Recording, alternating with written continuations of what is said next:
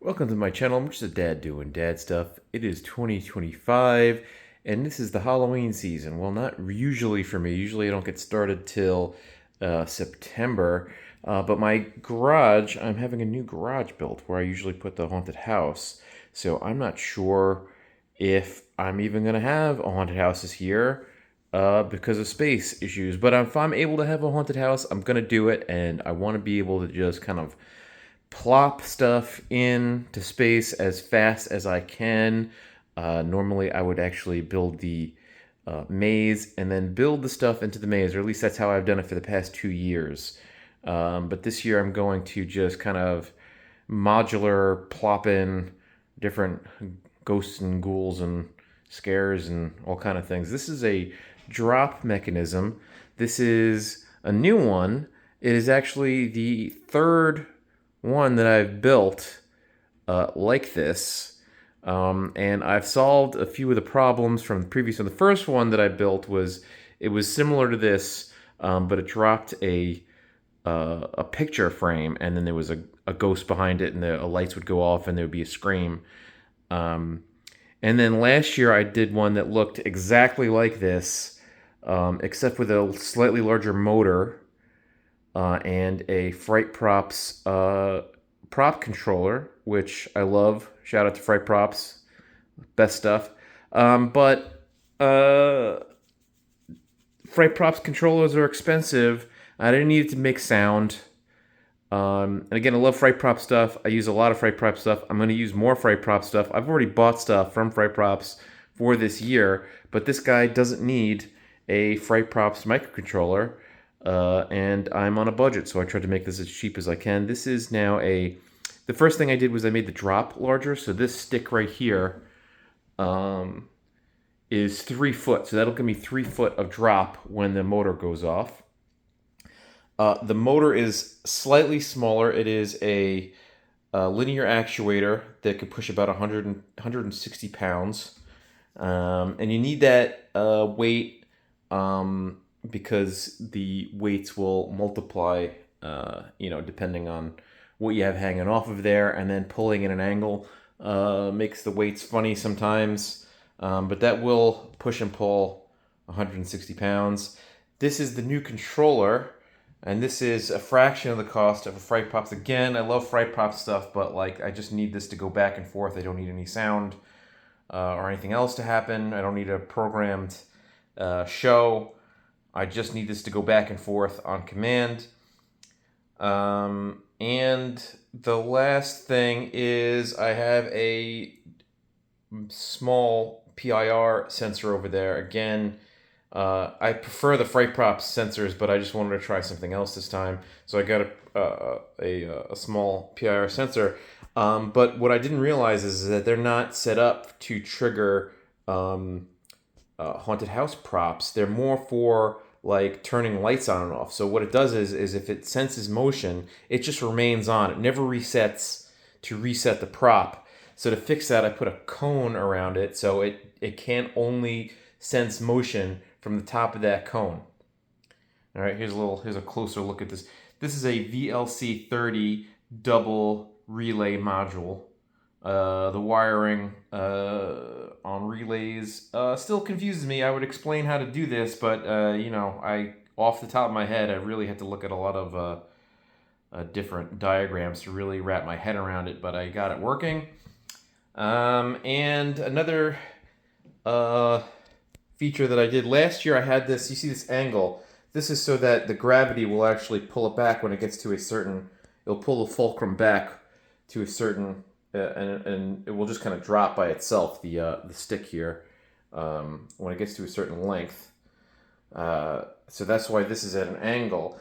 But the last one, the stick was at the same angle as these, but this one I've pulled it back a little bit. So if there's a little slop in that if you can see that hinge there, sometimes they get a little sloppy and they kind of want to twist and turn in different directions.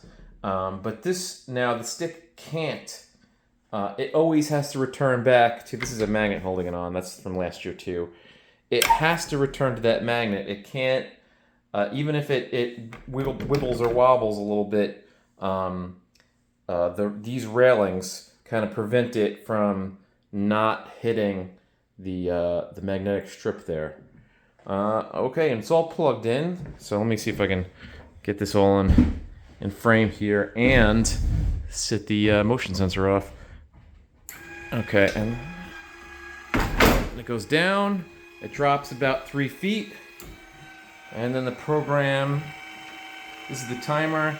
It's pulling it back now. You can see it's pulling, it's resetting. And it pulls it back up.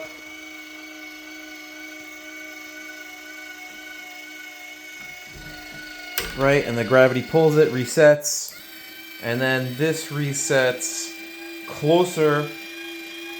See, it's actually pushing the motor closer so that when the sensor goes off, it'll drop almost immediately. Okay, and this motor is a little bit smaller than the one I used previously because I just used whatever motor I had.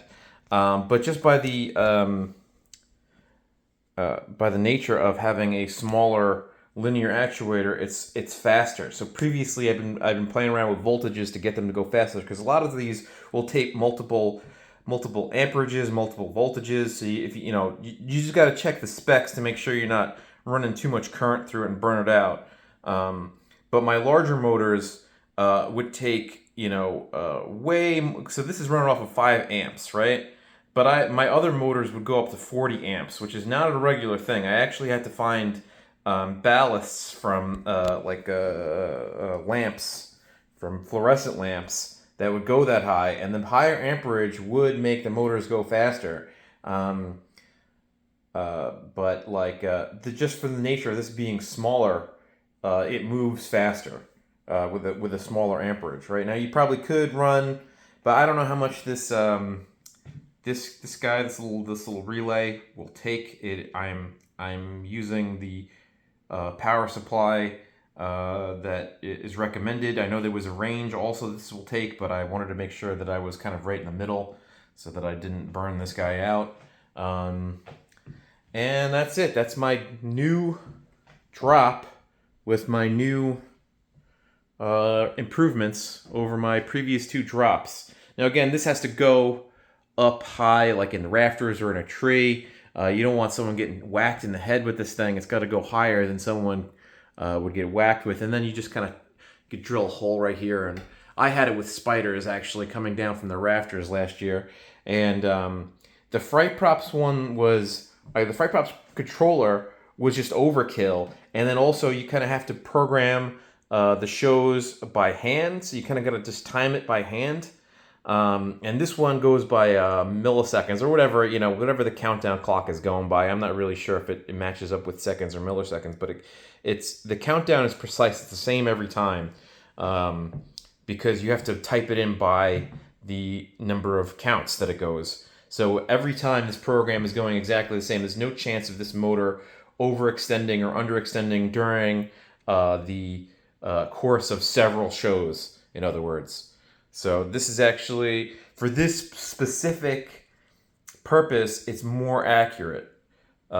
Which, again, if you want to be running these things all day, the Fright Props one, because you have to kind of type in the show just by holding down the button when you think it should go off, over the day, what would happen is it would retract and then the program would cut off a millisecond too early, and the motor would be sticking out a little too much, and then the next one would be another millisecond, another millimeter, and a millimeter, a millimeter. By the end of the day, it was too far forward to reset, so you'd have to kind of either just run the program and unplug it when it was retracted all the way at some point, or actually get up on a ladder and reset the program. So this is actually way more accurate for what I needed to do.